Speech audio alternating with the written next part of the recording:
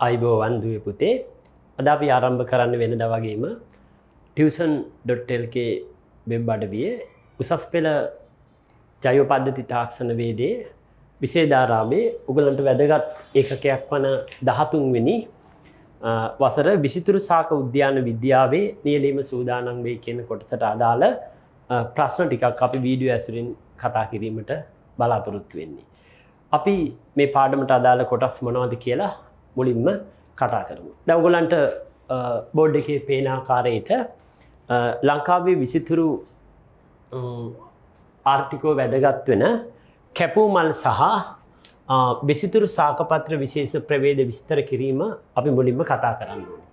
අපි මේ ප්‍රශ්නයට උත්තර දෙන්න කලින් පුතේ දුවේ මුලින්ම කරන්න ඕනේ තමයි මේ විසිතුරු ශාක උද්‍යාන විද්‍යාවේ කියන පාඩමේ තියෙන මූලික ඉගෙනුම්ඵල මොනවද කියලා අපි මතක් කරගමු. අපි ඒ සඳහා මුලින්ම ඉගෙන ගන්න ඕනේ ශ්‍රී ලංකාවේ ආර්ථිකව වැදගත් වෙන කැපූ මල් සහ විසිතුරු පත්‍ර ශාක ප්‍රභේද. ඒක තමයි අපේ ප්‍රශ්නේ තියෙන්නේ. ඒක අපි ඉගෙනුම්ඵල විදිහට මුලින්ම කතා කරන්න ඕනේ. දෙවෙනි එක තමයි ශ්‍රී ලංකාවේ විවිධ පරිසර තත්ත්ව යටතේ වගා කළ හැකි කැපූ මල් විශේෂ. එහෙම නැත්නම් ප්‍රභේද ගැන කතා කරන්න තියෙනවා. තුන්වෙනි කොටස විදිහට අපිට ඉගෙනුම් පළවලදීන් දීලා තියෙනවා කැපූ මල් සහ විසිතුරු ශාක පත්‍රි ශාකවල උචිත ශිල්පක්‍රම භාවිතා කරමින් ප්‍රචාරණය කිරීම. හතරවෙනි කාරණේ තමයි උචිත බඳුන් හෝ ස්ථානවල භෝග සංස්ථාපනය කිරීම කියන කරුණු. මෙන්න මේ ඉගෙනුම් පළත් එක්ක තමයි දරුවෝ අපි මේ ප්‍රශ්න ටික කතා කරන්නේ. ඒ නිසා ඊටාම නිවැරදිව ඒ ගුරුවත් පොතට අනුකූලව විස්තරාත්මකව අපි රචනා ප්‍රශ්න ලියන තාලේ කතා කරමු. මම නැවතත් ඔයාලට පැහැදිලි කිරීමක් කරනවා මේ හැම රචනා ප්‍රශ්නයක් ලියනකොටම අපිට මේකට අදාළ වෙලා තියෙන නිර්වචනය. එහෙම නැත්නම් කීවර්ඩ් එක අපි හරියට පාඩම් කරගන්න ඕනේ. එහෙනම් ඒකත් එක්ක අපි මේ මේ ප්‍රශ්න වලට උත්තර දෙන්නේ කොහොමද කියලා බලමු. එහෙනම් පුතේ ඉස්සෙල්ලාම අපිට තියෙනවා ශ්‍රී ලංකාවේ ආර්ථිකව වැදගත් වෙන කැපූ මල් සහ විසිතුරු පත්‍රික ශාක විශේෂ ප්‍රභේද විස්තර කරන්න. අපි පළවෙනි ප්‍රශ්නේ විදිහට මෙන්න මේ කොටස තෝරාගමු. ඒතර මේකේ ප්‍රශ්නේ හොඳට කියව ගන්න ඕනේ මුලින්ම. ප්‍රශ්නේ අපිට දීලා තියෙන්නේ ශ්‍රී ලංකාවේ ආර්ථිකව වැදගත් වෙන. හරි? ඒවා අපි මතක තියාගන්න ඕනේ. වැදගත් වෙන කැපූ මල් සහ විසිතුරු පත්‍ර ශාක. එතකොට අපිට මේකේ වර්ග දෙකක් තියෙනවා. එකක් තමයි කැපූ මල්, අනිත් පැත්ත තමයි විසිතුරු පත්‍රික ශාක විශේෂ ප්‍රභේද විස්තර කරන්න කියන කොටස. අපි මේ ප්‍රශ්නෙට කොහොමද උත්තරයක් දෙන්නේ කියලා දැන් අපි බලමු. මම මුලින්ම මේ පිළිබඳ පැහැදිලි කරනකොට අපිට නැවත මේ ප්‍රශ්නය අපි මතක් කරොත් බැලුවොත් එහෙම පුතේ ප්‍රශ්නේ මුලින්ම කියව ගන්න ඕනේ. ඒක තමයි පළවෙනිම දේ. දැන් මේකේ තියෙන්නේ ශ්‍රී ලංකාවේ ආර්ථිකව වැදගත් වෙන කැපූ මල් සහ විසිතුරු පත්‍ර විශේෂ ප්‍රභේද හඳුනා ගන්න. අපි මොනවද මේ ආර්ථිකව වැදගත් වෙන කැපූ මල් විශේෂ කියන්නේ කියලා අපි බලමු. හරිද? එහෙනම් මම මෙතන සඳහන් කරන්නම් මුලින්ම වාට ආර්ථිකව වැදගත් වෙන ආර්ථිකව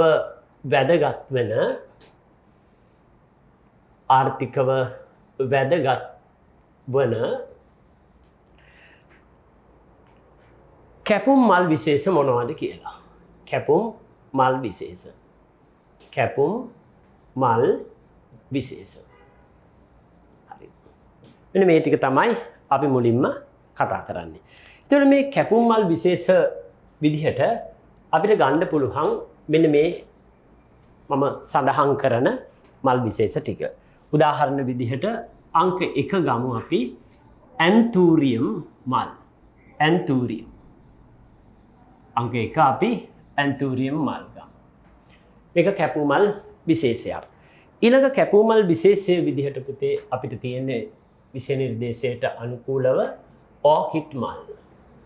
ඕකිඩ් මල්. ඔන්න අපි වර්ග දෙකක් ගත්තා. එකක් ඇන්තූරියම් මල්, අනිත් එක තමයි ඕකිඩ් මල්. ඊට අමතරව ඕගොල්ලන්ට මතක ඇති තුන්වෙනි කැපූ මල් විශේෂයේ විදිහට අපි ගත්තේ මොනවද? රෝස. රෝස මල්. විවිධ රෝස ප්‍රභේද තියෙනවා. අපි ඒවා ගැන කතා කරන්න ඕනේ. ඊට පස්සේ මේකත් එක්ක අපිට වැදගත් වෙන හතරවෙනි වර්ගය තමයි ඔයගොල්ලෝ කවුරුත් දන්න ජනප්‍රිය කැපූ මල් විශේෂයක් තමයි පුතේ ජර්බෙරා කියන වර්ගය. එහෙනම් අපි ඒ වර්ගයක් දැන් බලමු ජර්බෙරා. මෙන්න හතරවෙනි වර්ගය. තවත් කැපුමල් විශේෂ තියෙනවාද? එතකොට ප්‍රශ්නේ අහන එක ප්‍රශ්නේ හැම වෙලේම මම ඔයාලට කියන්නේ උත්තර දෙන්න කලින් ප්‍රශ්නේ කියවන්න. ආර්ථිකව වැදගත් වෙන කැපුමල්. අපි දැන් කැපුමල් ටික තමයි කතා කරන්නේ. එතකොට මෙතනදී කැපුමල් විශේෂ විදිහට ඇන්තූරියම්, ඕකිඩ් මල්, රෝස, ජර්බෙරා. මෙන්න මේ ටික අපිට ගන්න පුළුවන්. එතකොට දැන් ප්‍රශ්නේ අපි නැවත සැරයක් ගත්තොත් එහෙම ආර්ථිකව වැදගත් වෙන කැපුමල් සහ තියෙනවා අපිට විසිතුරු පත්‍රික ශාක. එහෙනම් අපි විසිතුරු පත්‍රික ශාකත් මේකෙම අපි ගමු. එතකොට මම මෙතන ලියන්නම් විසිතුරු පත්‍රික ශාක. හරි? මේ කොටසේ මම සඳහන් කරන්නම් විසිතුරු පත්‍රික ශාක. විසිතුරු පත්‍රික ශාක. පත්‍රික ශාක. ඔව්. මොනවද මේ විසිතුරු පත්‍රික ශාක? අපි විසිතුරු පත්‍රික ශාක විදිහට ගමු මෙන්න මේ ටික. මතක් කරමු මොනවද? අපිට දීලා තියෙනවා හෙලිකෝනියා කියන වර්ගය. හෙලිකෝනියා. හෙලිකෝනියා. එතකොට පුතේ මේවා අපි ගුරුවත් පොතත් එක්ක හරියට පරිශීලනය කරන්න ඕනේ. එතකොට ඔයාලට මේ හෙලිකෝනියා ගැන අපිට ඉගෙන ගන්න පුළුවන් හෙලිකෝනියා කියන විසිතුරු පත්‍රික ශාකය. එතකොට මීට අමතරව විසිතුරු පත්‍රික විදිහට අපිට දීලා තියෙනවා තව වර්ග කීපයක්. හැබැයි ඒකම අර අපිට කතා කරන්න තියෙන ජර්බෙරාත් එක්ක තව අපිට මේකේ තියෙනවා ලංකාවේ වැදගත් වෙන ආර්ථිකව වැදගත් වෙන කැපුමල් විදිහට අපි එක එක මාතෘකා ඔස්සේ කතා කරේ නැතත් කානේෂන් කියන මල් එකත් මෙතෙන්ට ඇතුළත් කරන්න පුළුවන් පුතේ. ඒකත් ඔයා මතක තියාගන්න ඕනේ. හරිද? එතකොට තව සමහර විට ඔයගොල්ලන් ගුරුවත් පොතේම දීලා තියෙනවා මේකට කපුරු දාන්න පුළුවන්. කපුරු මල්. ඉතින් මෙන්න මේවත් එක්ක විසිතුරු පත්‍රික ශාක විදිහට හෙලිකෝනියා. එතකොට අපිට වැදගත් වෙනවා මෙන්න මේ වර්ගය අපි චුට්ටක් එක හදලා ලියමු. හෙලිකෝනියා වර්ගය. හෙලිකෝනියා. හරිනේ. ඔන්න ඔය ටික තමයි ඔයගොල්ලෝ නිදසුන් විදිහට ලියා ගන්න ඕනේ. දැන් මේක පැහැදිලි යතිනේ. එතකොට අපෙන් අහන ප්‍රශ්නය අපි නැවතත් එතෙන්ට යන්න ඕනේ. ඒකේ දීලා තියෙන්නේ කැපුමල් සහ විසිතුරු ශාක පත්‍රික විශේෂ ප්‍රභේද විස්තර කරන්න. දැන් මේ ප්‍රභේද විස්තර කරනකොට අපි දන්නවා ලංකාවේ විවිධ පාරිසරික තත්ත්වවලදී දැන් ඔයගොල්ලෝ මේවා හොඳට අහගන්න ඕනේ. උචිත කැපුමල් විශේෂ කියලා කොටසක් අපිට දීලා තියෙනවා. පුතේ ඔක්කොටම කලින් මේ මල් වර්ග ප්‍රධාන වශයෙන් අපි වර්ගීකරණයකට ලක් කරනවා. ඒතර වර්ගීකරණය කරනකොට අපිට මේ මල් පිළිබඳව කතා කරනකොට මෙන්න මේවත් වැදගත් වෙනවා. මේවා කොහොමද අපි වර්ගීකරණය කරන්නේ? නිවර්තන කලාපීය මල් සහ සෞම්‍ය කලාපීය කියලා අපිට කොටස් දෙකකට බෙදන්න පුළුවන්. ඒතකොට නිවර්තන කලාපීය කැපුමල් විදිහට ගන්න පුළුවන් ඔය ඕකිඩ්, ඇන්තූරියම්, හෙලිකෝනියා, කපුරු කියන වර්ග ටික ගන්න පුළුවන්. ඒවා නිවර්තන කලාපයට තමයි අයිති වෙලා තියෙන්නේ. එහෙනම් අපි නිකම් ගත්තොත් එහෙම මේ කොටස මතක් කිරීමක් කරමු මේ ප්‍රශ්නෙට අදාළව. නිවර්තන කලාපීය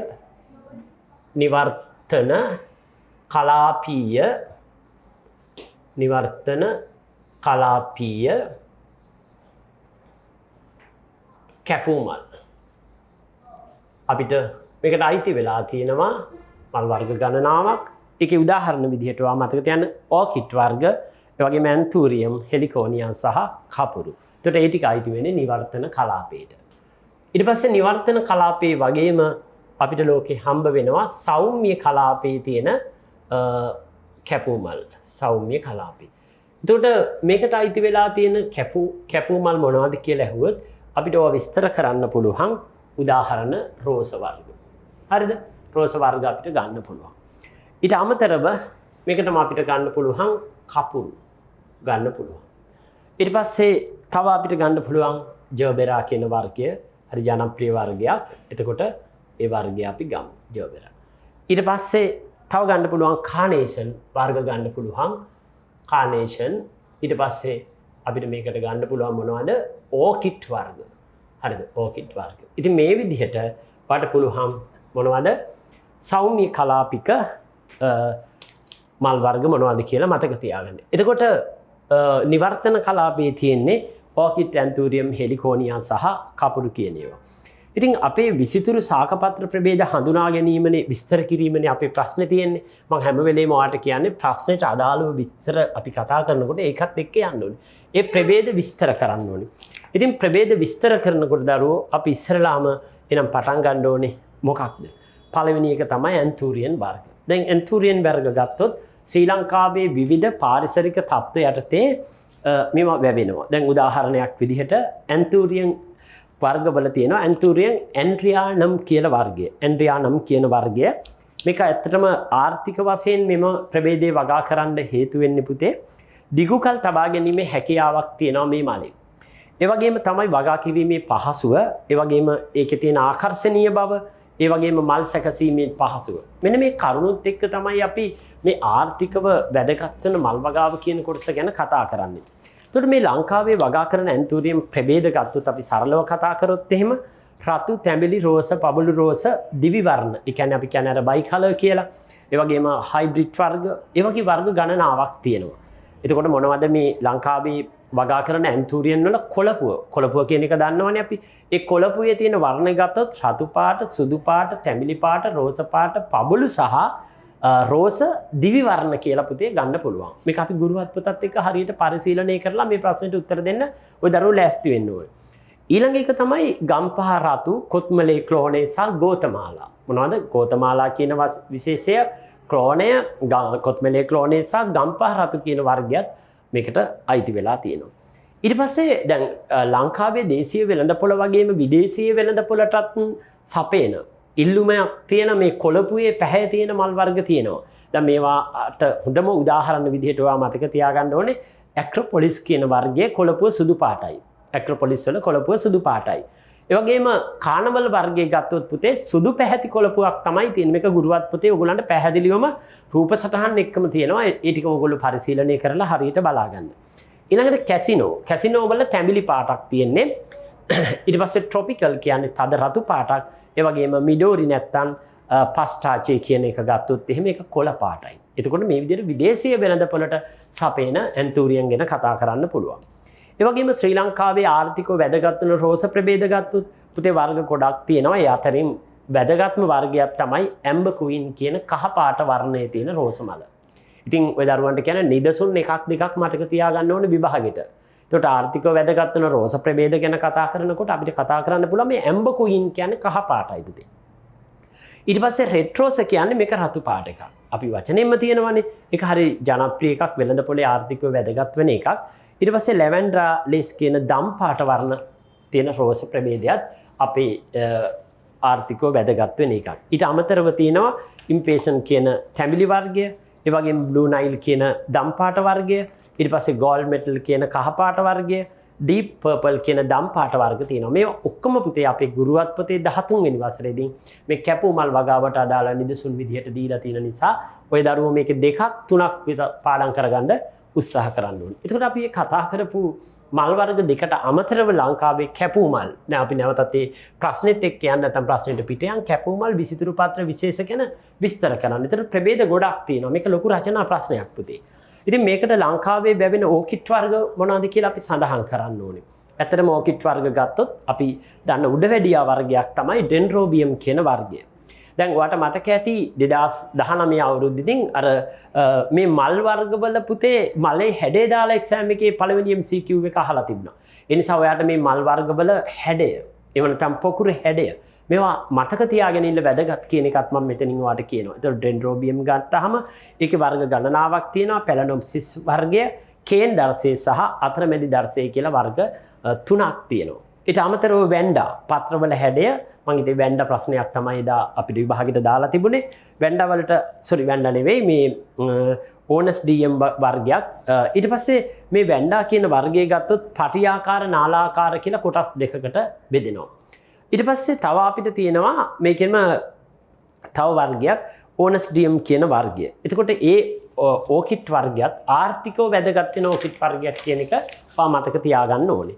ඊට පස්සේ පැලනොප්සිස් කියන වර්ගය, කැට්ලියා කියන වර්ගය, සිම්බීඩියන් කියන වර්ගය ජනප්‍රිය ඕකිඩ් විදිහට අපි මතක තියාගන්න ඕනේ. එතකොට මේවා ගත්තාම පුතේ ලෝකයේ ඉතාමත්ම ජනප්‍රිය මතක තියාගන්න සෞම්‍ය කලාපික ඕකිඩ් වර්ගයක් තමයි මේ ඕකිඩ් වර්ගය. හරි මේ අතරින් දැන් කැපූ මල් අතරින් ඩෙන්ඩ්‍රෝබියම් සහ පැලනොප්සිස් සහ අතරමැදි දර්ශ ලංකාවේ ගොඩක් ජනප්‍රිය වෙලා තියෙනවා. ඉතින් මම ඔයාලට කියන්නේ මේ ප්‍රශ්නෙට අපි උත්තර දෙනකොට මේ නිදසුන් පාඩම් කිරීම වැදගත්. ඒ වගේම මේ වගේ මල් පොකුරේ හැඩය, හැඩතලය, වර්ණය මතක තියාගන්න MCQ වලට එන්න පුළුවන් හොඳම උදාහරණය තමයි ආසන්නව ආපු 2019 අවුරුද්දේ පළවෙනි MCQ එකේ තිබුණේ මේ මල් පොකුරක ඕකිඩ් මලක රූපයක් දීලා මේ ප්‍රභේදය මොකක්ද කියලා ඇහුවා. ඒවා පාඩම් කරගන්න වාසූදානම් වෙන්න. ඊළඟට කැපූ මල් අතරින් ලංකාවේ ජනප්‍රිය තවත් එකක් තමයි පුතේ ජර්බෙරා කියන වර්ගය. හරි ජනප්‍රිය වර්ගයක්. ශ්‍රී ලංකාවේ වගා කරන ජර්බෙරා වර්ග ගණනාවක් තියෙනවා. ඒ අතරින් මිනි වර්ගයේ විදිහට ඇඩෝරා සහ ලිටල් රබි කියන වර්ග දෙක තමයි වැදගත්. මොනවද වර්ග දෙක? මිනි වර්ගයට අයිති වෙලා තියෙන ඇඩෝරා කියන වර්ගය සහ ලිටල් රබි. ඊට අමතරව මිඩි කියන වර්ගයත් මිඩි මිඩි කියන වර්ගයත් ලංකාවේ ජනප්‍රිය වෙලා තියෙනවා. ඊට අමතරව ස්ටෑන්ඩඩ් කියන වර්ගයේ තියෙනවා වින්ටර් ක්වීන්, පින්ක් ස්පාර්ක්ලට් කියන වර්ග දෙකක් අපිට ඉගෙන ගන්න හම්බ වෙනවා. තව වර්ගයක් තියෙනවා පුතේ ස්පයිඩර් කියලා. මෙන්න මේවා ජර්බෙරා වර්ග. නිදසුන් කීපයක් මතක තියාගෙන ඉන්න මම නැවතත් ඔයාලට කියනවා. ඔන්න ඔය ටික තමයි ලංකාවේ තියෙන විසිතුරු මල් කියන්නේ. එතකොට කැපූ මල්. එතකොට කැපූ මල් වලට අමතරව විසිතුරු ශාක පත්‍ර විශේෂ පිළිබඳවත් විස්තර කරනකොට අපිට ලොකු විස්තරයක් කතා කරන්න පුළුවන්. ඔයාලට මතක ඇති ලංකාවේ තියෙන ආර්ථිකව වැදගත් වෙන විසිතුරු පත්‍රික ශාක ගණනාවක් අපේ විෂය නිර්දේශයේ පුරාවට තියෙනවා. ඒ අතරින් වැදගත්ම එක තමයි ඔය ඩ්‍රෙසිනා ගොඩ්සෙපියානා කියන වර්ගය. ඒක හරි ජනප්‍රියයි. මේ ඩ්‍රෙසිනා වර්ග ගොඩක් තියෙනවා. ඩ්‍රෙසිනා සෙන්ඩ්‍රියානා තියෙනවා, ඩ්‍රෙසිනා මාජිනාටා තියෙනවා, ඩ්‍රෙසිනා මෙසෙන්ජියානා කියන වර්ග තියෙනවා. ඉතින් ওই දරුවෝ ගුරුවත් පොත අරගෙන පැහැදිලිව මේ වචන ටික හුරු කරගන්න. හරිද? නිදසුන් එකක් දෙකක්වත්. ඩ්‍රෙසිනා පර්පල් කැම්පෙක්ටා කියලා තව වර්ගයක් තියෙනවා. ඊට අමතරව කෝඩ් ලයින් වල තියෙනවා රෙඩ් ග්‍රීන් පත්‍ර. හරි ජනප්‍රිය පත්‍රික විසිතුරු පත්‍ර පුතේ. මම ගොඩක් විදේශීය වෙළඳපොළට තමයි සම්බන්ධ වෙන්නේ. ඊට පස්සේ කැල්තියා සෙබ්‍රීනා සහ කැල්තියා ඉන්සිග්නස් කියන වර්ගය ලංකාවේ තියෙනවා. ඇන්තූරියම් පත්‍ර, ඊට අමතරව සින්ඩැප්සිස් කියන වර්ග, එපිප්‍රිනම් කියන වර්ගය, ටෝටන් වර්ග, ඊට පස්සේ ෆාම් වර්ග හරි ජනප්‍රියයි විසිතුරු පත්‍රික විදියට. ෆාම් වර්ග විදියට පුතේ කේන් ෆාම්, ක්වීන් ෆාම්, කිතුල් ශාකය, ඊට පස්සේ බිගෝනියා වර්ග තියෙනවා. චයිනීස් ග්‍රාස් කියන්නේ. එහෙනම් මම ගොඩක් කියලා දුන්නා දැන් ඕගොල්ලන්ට විසිතුරු පත්‍රික ශාක. එහෙනම් ඔන්න ඔයා පිළිබඳ ඔයා කෙටි සටහනක් එකතු කරගෙන මේ රචනා ප්‍රශ්න වලට පුතේ සූදානම් වෙන්න. හරි. එතකොට පළවෙනි ප්‍රශ්නය මම හිතනවා දීර්ඝ ලෙස කතා කරා. අපි කතා කරපු පිළිතුරත් ගුරුවත් පොතත් එක්ක හරියට පරිශීලනය කරලා දරුවෝ මේ රචනා ප්‍රශ්නය නිවැරදිව උත්තර දෙන්න සූදානම් වෙන්න. අපි ඊළඟට කතා කරන්න යන්නේ දෙවෙනි රචනා ප්‍රශ්නය. ඔයා සූදානම් වෙන්න ඕනේ දෙවෙනි රචනා ප්‍රශ්නෙට. මම මේ දෙවෙනි රචනා ප්‍රශ්නය ඔයාට මෙන්න මේ විදිහට නිල් පාටින් පෙන්නනවා. මේක තමයි අපි අද කතා කරන දෙවෙනි ප්‍රශ්නය. දැන් පළවෙනි ප්‍රශ්නයත් එක්ක කෙලින්ම සම්බන්ධතාවයක් මේ ප්‍රශ්නවල තියෙනවා. මේකේ තියෙන්නේ ශ්‍රී ලංකාවේ විවිධ පාරිසරික තත්ත්ව යටතේ වගා කළ හැකි කැපූ මල් විශේෂ ප්‍රභේද කෙටියෙන් දක්වන්න. එතකොට කැපූ මල් විතරයි මෙතෙන්ට කතා කරන්න තියෙන්නේ. හරිද? එතකොට අර පත්‍ර ගැන කතා කරන්න මෙතෙන්ට යන්න එපා. එතකොට මම ඔයාලට නැවතත් කියනවා ලංකාවේ ආර්ථිකව වැදගත් වෙන එහෙම නැත්නම් පරිසර තත්ත්වයට යටතේ වගා කළ හැකි කැපූ මල් විශේෂ. එතකොට ඒ කැපූ මල් විශේෂ ගැන කතා කරනකොට පළවෙනි එක නිදසුනක් එක්ක මම ඔයාලට කියලා දෙන්නම්. අපි ඇන්තූරියම් ගමු ඉස්සරළම. මොකද අපි ඉස්සරළම එතකොට ගන්න ඕනේ මේකේ ඇන්තූරියම් කියන විශේෂය. මම ගන්නම් මෙතෙන්ට ඇන්තූරියම්. හරි. අපි කවුරුත් දන්න විසිතුරු කියන්නේ මල් වර්ගයක් ඇන්තූරියම්. මේ ඇන්තූරියම් ශාක ගත්තහම පුතේ මේකේ ලංකාවේ වැදගත් වෙන වර්ගය තමයි මේ ඇන්තූරියම් ඇන්ඩ්‍රියානම් කියන වර්ගය. මොකද්ද? ඇන්තූරියම් ඇන්ඩ්‍රියානම් කියන වර්ගය. ඉතින් අපි මේ ප්‍රශ්නෙට උත්තර දෙනකොට දැන් ලංකාවේ පරිසර තත්ත්වවලට ගැලපෙනවනේ අපි කතා කරන්නේ. දැන් මේක සෞම්‍ය කලාපීය, නිවර්තන කලාපීය කියලා බෙදුවනේ. දැන් ඒක නිවර්තන කලාපයේ තමයි මේක අයිති වෙන්න ඕනේ. එහෙනම් මේක ඇයි මෙච්චර ආර්ථිකව වැදගත් වෙන්න හේතු? මේ මල් වර්ගයට කතා කරනකොට අපි මතක් කරගන්න ඕනේ.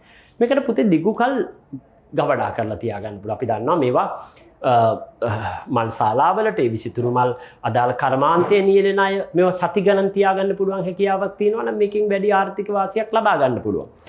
ඊළඟ එක තමයි වගා කිරීමේ පහසුව. ඉතාමත් වැදගත්කම. දැන් යම් මල් වර්ගයක් ඉතා පහසුවෙන් වගා කරගන්න බැයි නම් මෙතන ගැටලු ගොඩක් තියෙනවා. අනිත් එක තමයි ඒකේ තියෙන ආකර්ෂණීය බව. දැන් පාරිභෝගිකයෙක් අපි මේ මල් ගන්න ආකර්ෂණයත් එක්කනේ. ඒ ආකර්ෂණීය බව ඉහළින්ම තියෙනවා පුතේ ඇන්තූරියම් එන්ට්‍රියානම් කියන වර්ගය. ඊළඟට අපිට තියෙනවා මේ දැන් මේවා උදව් කරගෙන අපි විවිධ මල් බොකේ වර්ග සකසනවා. එතකොට මල් සැකසීමේ පහසුව ඔයාලට මේකෙදින් වැදගත් වෙනවයි කියන කතාව ඔයාලට මම මතක් කරන්නම්. එතකොට මීට අමතරව අපිට අපේ ලංකාවේ වගා කරන්න පුළුවන් ප්‍රභේද ගැන කතා කරනකොට ශ්‍රී ලංකාවේ වගා කරන ඇන්තූරියන් ප්‍රභේද ගැන කතා කරනකොට රතු, තැඹිලි, එතකොට රෝස පාට, පබළු රෝස, දිවි වර්ණ කියන ඒවා මතක තියාගන්න. මේ නිදසුන් ලියන්න ඔයා සූදානම් වෙලා ඉන්න ඕනේ. ඊට පස්සේ මම අර කලින් ප්‍රශ්නෙත් කිව්වා අපි ගුරුවත් පොතේ පැහැදිලිවම තියෙනවා ගම්පහ රතු, කොත්මලේ ක්ලෝනේ සහ ගෝතමාලා. එතකොට මේ ටික තමයි පුතේ ලංකාවේ දේශීය වෙළඳපොලේ තියෙන දේවල්. ඒකට අපෙන් අහන ප්‍රශ්නෙට අපි නැවතත් ගියොත් එහෙම ඔයාලට පැහැදිලි ලංකාවේ විවිධ පරිසර තත්ත්වවල. හරිද? වගා කළ හැකි කැපූමල් විශේෂ ප්‍රභේද ගැන කෙටියෙන් දක්වන්න කියනකොට ඔයා ඇන්තූරියම් එන්ට්‍රියාඩම් ගැන තමයි ලියන්න වෙනවා. එතකොට ඔයා වැරදිලාවත් අර විදේශ වෙළඳපොලේ තියෙන ඇක්‍රොපොලිස්, කාර්නිවල්, කැසිනෝ, ට්‍රොපිකල් මීඩෝ ලියන්න යන්න එපා. එහෙම ලියන්න ගියොත් මොකද වෙන්නේ? ඒක අවුල්. ඊට අමතරව ලංකාවේ වෙළඳපොලේ තියෙන තවත් මල් වර්ග, රෝස මල් වර්ග මොනවද? එතකොට ශ්‍රී ලංකාවේ ආර්ථිකයට වැදගත් වෙන රෝස ප්‍රභේද ගණනාවක් තියෙනවා පුතේ අපේ දේශීය වෙළඳපොලේ. ඒ අතර මම පැහැදිලි කරන්නම් ඇම්බර් ක්වීන් කියන වර්ගය. මේක කහ පාට මලක්. මේක හරි ජනප්‍රියයි. ඊට පස්සේ රෙඩ් ක්වීන් කියන්නේ රෝස පාට. අධික මිලකට විකුණන්න පුළුවන්. තව ලැවෙන්ඩර් ලේස් කියලා දම් පාට රෝස මලක් තියෙනවා. මේක දේශීය වෙළඳපොලේ තියෙන එකක්. එතකොට අපි කතා කරන්නේ ලංකාවේ තියෙනවා පිටරට තියෙනවා කියන්නේ සෞම්‍ය කලාපේ ඒවා නෙවෙයි. දැන් සෞම්‍ය කලාපේ තිබුණත් ලංකාවේ අපි දහන්නේ විවිධ පරිසර තත්ත්වවල වගා කරන්න පුළුවන් ඒවා. අපි හැම වෙලෙම ප්‍රශ්නය ඒකත් එක්කම යන්න ඕනේ ගැටලා නැත්නම් අපි විදේශීය වෙළඳපොළ නිදසුන් ලියුවොත් ඔයාගේ රචනා ප්‍රශ්නේ අසාර්ථකයි පුතේ. ඊට පස්සේ පැටියන්ස් කියන වර්ගය, ඊට පස්සේ බ්ලූ නයිල් වර්ගය, ගෝල්ඩ් මෙටල් වර්ගය, ඩීප් පර්පල් වර්ගය. මම හැමෝටම නැවතත් මතක් කරනවා මේ රචනා ප්‍රශ්න ටික ඔයගොල්ලෝ වීඩියෝ තාක්ෂණය ඔස්සේ අපි පැහැදිලි කරනකොට මේ රචනා පිළිබඳ වැඩිදුර කරුණු කතා කරනවා. කෙලින්ම වගේ ගුරුවත් පොත 13 වෙනි වසර පරිශීලනය කරන්න. ඒ නිසා ඊටමත් වැදගත් කොටසක් MCQ රචනා ව්‍යුහගත ප්‍රශ්න වලට මේවා පාදක වෙනවා. හරි. එතකොට impatiens, blue Nile, gold metal, deep purple කියලා අපි වර්ණ වලට ගත මේවා ලංකාවේ ඒ කියන්නේ ලංකාවේ විවිධ පරිසර තත්ත්වවල වැවෙන රෝස මල් වර්ග. ඊට පස්සේ ශ්‍රී ලංකාවේ වැවෙන ඕකිඩ් වර්ගත් අපිට ගන්න වෙනවා නේද? මොකද ප්‍රශ්නේ තියෙනවානේ පුතේ ලංකාවේ විවිධ පරිසර තත්ත්වයට තේ වගා කළ හැකි කැපූමල් විශේෂ කෙටියෙන් දක්වන්න කියලා. එතකොට අපිට ඒක පැහැදිලිවම කතා කරනකොට මේ ටික අපිට සඳහන් කරන්න පුළුවන්. ඉතින් ලංකාවේ තියෙන ඕකිඩ් වර්ග වලින් ඔයාලා දන්න උඩවැඩියා වර්ගයක් තියෙනවා. හරි ප්‍රසිද්ධ එකක් මොකද්ද? මේ ඩෙන්ඩ්‍රෝබියම් කියන එක. ඒතකොට ඩෙන්ඩ්‍රෝබියම් එක ලංකාවේ වැවෙනවා. එතකොට මේ ඩෙන්ඩ්‍රෝබියම් ආශ්‍රිතව තියෙන වර්ගත් මම කිව්වා හැම වෙලෙම නිදසුන් අපිට ඕනේනේ. මේක එකක් තමයි පැලනොප්සිස් කියන දර්ශය. මොකද්ද පැලනොප්සිස් කියන වර්ගය. අනිත් එක තමයි කේන් දර්ශය. කේන් දර්ශය ඒ වගේම අතරමැදි දර්ශය කියලා අපිට දර්ශ කීයක් කතා කරන්න පුළුවන්ද? දර්ශ 3ක් කතා කරන්න පුළුවන්. එහෙනම් ඒ ටිකත් ඔයා පැහැදිලිව පුතේ මතක තියාගන්න. මම කියන්නේ නිදසුන් මතක තියාගෙන ඉන්න ඔයාට ඉතාමත් වැදගත් වෙනවා. ඊට අමතරව වැන්ඩා කියන වර්ගය ගන්නකොට පුතේ පත්‍රවල හැඩය අපි ගත්තොත් එහෙම ඕකිඩ් දැන් මෙතන අපි ඕකිඩ් වර්ගයක් විදිහට මෙන්න මෙහෙම ගමු. හරිද? දැන් මේකේ පත්‍රවල හැඩය ගන්නකොට සාමාන්‍යයෙන් වැන්ඩා වර්ගවල මෙන්න මේ විදිහේ පත්‍ර තියෙන්නේ. මෙන්න මේ ආකාරයට තමයි මේ වැන්ඩා වර්ගවල තියෙන්නේ. ඉතින් මේවා ඔයා හරියට ඒ රූප දර්ශයත් එක්කම පාඩම් කර ගැනීම වැදගත් කියන එක මම ඔයාලට මතක් කරන්න වෙන මොකටවත් නෙවෙයි. අපිට අපේ එක්සෑම් එකේදී මේවා ලොකු ප්‍රශ්න නේද? ව්‍යුහගත ප්‍රශ්න. ඒකට MCQ වලට මේවා අදාළ වෙන නිසා ඔයා මේ විදිහට පත්‍රවල හැඩය මේ ඔක්කොම පුතේ මතක තියාගන්න උත්සාහ කරන්න ඕනේ. ඉතින් අපිට ඊට අමතරව තව ගන්න පුළුවන් ඔන්සිඩියම් කියන වර්ගය එකක් ජනප්‍රිය ලංකාවේ වැවෙන ඕකිඩ් වර්ගයක් කියන එක ඔයා මතක තියාගන්න ඕනේ. ඊට අමතරව පැලනොප්සිස් කියන වර්ගය මම කලිනුත් කිව්වා. ඊට පස්සේ කැට්ලියා සහ සිම්බීඩියන් කියන වර්ග ටික මතක තියාගන්න ඕනේ. මේ ලංකාවේ වැවෙන ඕකිඩ් වර්ග. අර කලින් කතා කරේ ඇන්තූරියම්. ඒතර කලින් කතා කරා රෝස මල්. එහෙනම් ඊට පස්සේ අපිට තියෙන කැපූ මල් වලින් අපිට ඔය තියෙන ඔය කපුරු වර්ග එහෙම අපිට නිදසුන් සහිතව අපේ ගුරුවත් පොතේ නැහැ. අපිට කතා කරන්න තියෙන ජර්බෙරා වර්ග. එහෙනම් ජර්බෙරා වර්ගත් එකක් හෝ දෙකක් පුතේ මතක තියාගන්න උත්සාහ කරන්න. ශ්‍රී ලංකාවේ වැයෙන ජර්බෙරා ප්‍රභේද තමයි මිනි කියන වර්ගය. ඒකේ මම මුලදිනුත් කිව්වා පැහැදිලි කරා පළවෙනි ප්‍රශ්නයේදී. ඇඩෝරා සහ ලිටල් රබි කියන වර්ග දෙක තමයි අපිට වැදගත්. මොකද්ද? ඇඩෝරා සහ ලිටල් රබි මේක මිනි වර්ගයට අයිති වෙලා තියෙන්නේ. ඊට පස්සේ මිඩි කියලා තව වර්ගයක් තියෙනවා. ඔය දෙක මතක තියාගන්න. තව ස්ටෑන්ඩඩ් සහ ස්ප්‍රයිඩර් කියලා තියෙනවා. එතකොට අපේ ප්‍රශ්නේ තියෙන්නේ කැපූ මල් විශේෂ ප්‍රභේද. එතකොට පත්‍ර මේකේ නැහැ. එහෙනම් මම හිතනවා දෙවෙනි රචනා ප්‍රශ්නේ වට පැහැදිලි තවදුරටත් මේක තහවුරු කරගන්න වගේ ගුරුවත් පොත පාඩම් කරන්න. එතකොට විෂය නිර්දේශයට අනුකූලවම පුතේ වට මේ රචනා ප්‍රශ්නය තේරෙනවා. අපි ඊළඟ කොටස විදියට තෝරාගමු තුන්වෙනි ප්‍රශ්නය. තුන්වෙනි ප්‍රශ්නේ වට දීලා තියෙන්නේ මොකක්ද කියන එක බලන්න පුතේ මේ විදියට මම මේක වට මේ විදිහට රතු පෑනින් තුන්වෙනි ප්‍රශ්නය මාක් කරලා දෙනවා. වට පේනවා ඒකට අදාළ කොටස් ටික. අපි හැම වෙලෙම රචනා ප්‍රශ්නයක් දෙනකොට බොහොම උද්‍යෝගින් මේක හරියට කියවා ගන්න. මොකද මේකට අදාළ කොටස් අපි ලියන්න ඕනේනේ. ඔයා දන්නවා ප්‍රධාන වශයෙන් රචනා ප්‍රශ්න 6ක් අපිට දෙනවා. ඒ 6න් අපි 4ක් දෙන්න ඕනේ. ඒ හැම රචනා ප්‍රශ්නයක්ම අනු කොටස් 3කට බෙදෙනවා. එකකට අපිට මිනිත්තු 30ක් තියෙන්නේ. එක කොටස් 3කට බෙදුවොත් එක ප්‍රශ්නයකට අපිට තියෙන අනු කොටසකට මිනිත්තු 10ක් විතර. එහෙනම් ඒකට අපි රචනා ප්‍රශ්නේ හැඩ ගස්වා ගන්න ඕනේ. නැත්නම් සැලැස්මක් තියෙන්න ඕනේ. ඒ නිසා ආලු සිලබස් එකට අනුව අපි ඉගෙන ගන්නකොට මේ ගුරුවත් පොතට අනුව මේ වෛතානි විරදිව පාඩම් කිරීම ඔයාලා සතු කාර්යයක්. ඒකත් එක්ක අපි තුන්වෙනි ප්‍රශ්නෙට යමු. කැපූ මල් සහ විසිතුරු පත්‍රික සාක උචිත ශිල්ප ක්‍රම භාවිතින් ප්‍රචාරණය කරන ආකාරය පැහැදිලි කරන්න. දැන් අපි මෙතෙක් කතා කරන්නේ මේ මල් වර්ග පිළිබඳව නේද? මේවා ආර්ථිකව වැදගත් වෙන්නේ කොහොමද? මේක දේශීය වෙළඳ පොළට අපි කොහොමද ඉදිරිපත් කරන්නේ? ඒව ගැන දැන් අපිට ප්‍රශ්න තියෙනවා. හැබැයි මේ කැපූ මල් සහ විසිතුරු සාකපත්‍ර ප්‍රචාරණය කරන්නේ කොහොමද? ඒක ප්‍රශ්නයක් විදිහට අහනවා. එතකොට අපි ප්‍රචාරණය ගැන අහනකොට දරුවෝ අපිට මේකෙන් කතා කරන්න පුළුවන් මෙහෙම. දැන් ප්‍රචාරණය සාක ප්‍රචාරණය පිළිබඳව ඔයගොල්ලෝ 12 වසරේදී බොහොම විස්තරාත්මකව ඉගෙන ගත්තානේ. සාක ප්‍රචාරණය, ස්වභාවික ප්‍රචාරණ ක්‍රම, කෘත්‍රිම ප්‍රචාරණ ක්‍රම මේවා ගැන අපි කතා කරලා තියෙනවා.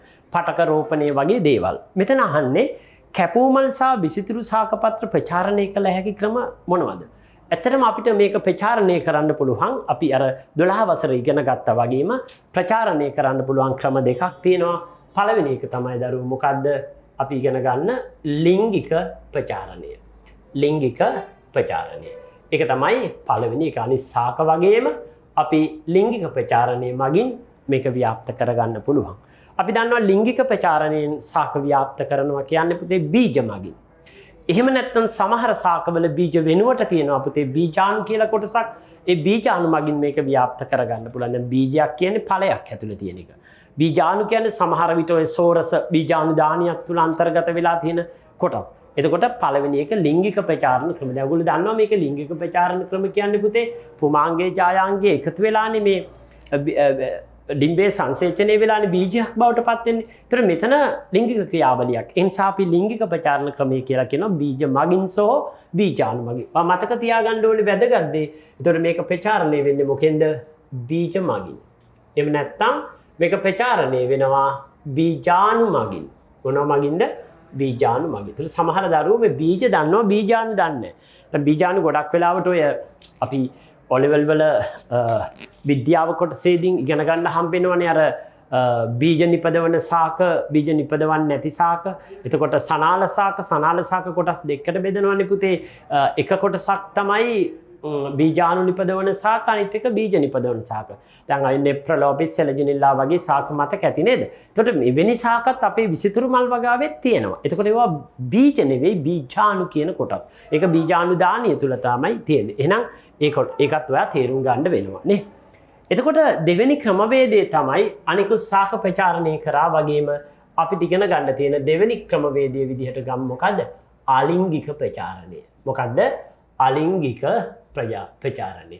එතකොට මෙන්න මේ ප්‍රචාරණයත් අපිට මෙතනදී කතා කරගන්න වෙනවා. මේ අලිංගික ප්‍රචාරණය කියන්නේ දරුවෝ වර්ධක කොටස් මගින් සිදු කරන ප්‍රචාරණය කියන එක අපි ඔයාලට කියලා දීලා තියෙනවා. ඇත්තටම මේ සාක විශේෂ ගත්තොත් ඒ විශේෂ අණුව මේක කොහොමද ප්‍රචාරණය වෙන්නේ කියන එක අපි එකිනෙකට කතා කරමු.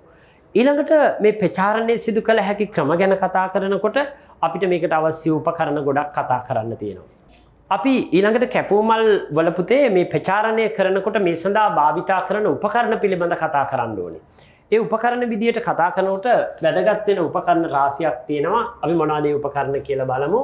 ඒ උපකරණ අතරින් මම මේ විදිහට උපකරණ ටික සඳහන් කිරීමක් කරන්නම්. ඔයගලන්ට මේවා ගොඩක් හුරු ඇති. පළවෙනි එක තමයි සෙක්‍රටරිය. අපිට අනිවාර්යෙන් මේ සෙක්‍රටරියක් අවශ්‍යයි.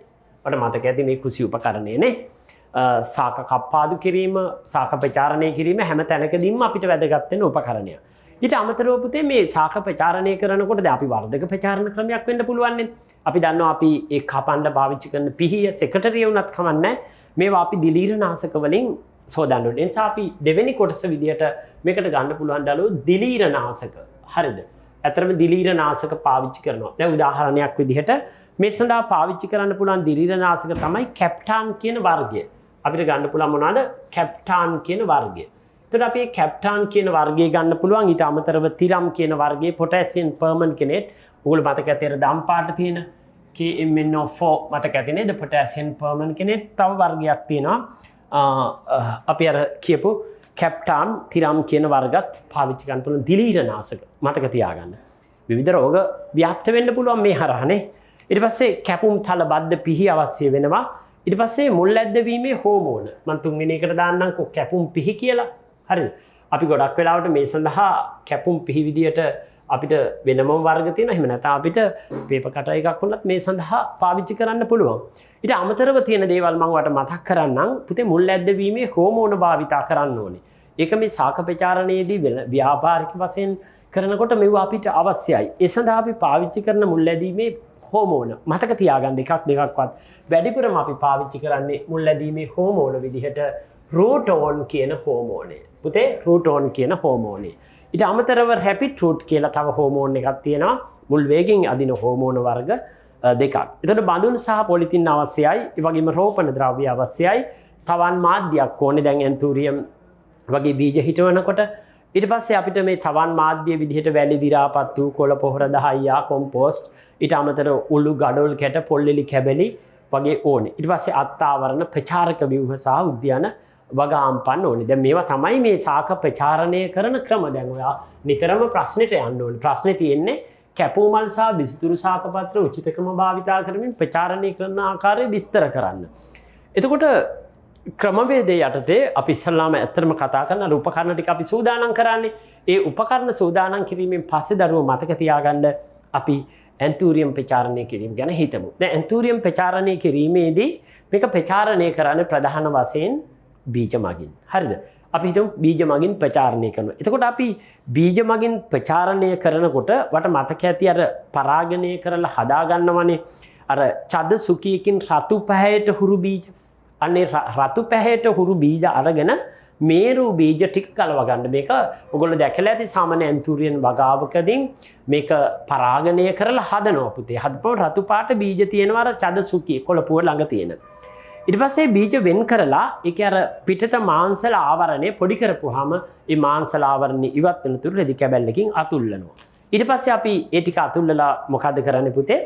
අර බීජ වල තියෙන එතන නිෂේධකයක්. ඒ කියන්නේ බීජ වර්ධනයට දක්වන පැලවීමට දක්වන බාධා ඉවත් කරලා ඉවර වෙලා අපි දිලීරනාශකයක එහෙම නැත්නම් අර අපි සරලව ගත්තේ පොටෑසියම් පර්මන්ගනේට් ඔයගොල්ලන්ට මතක ඇති.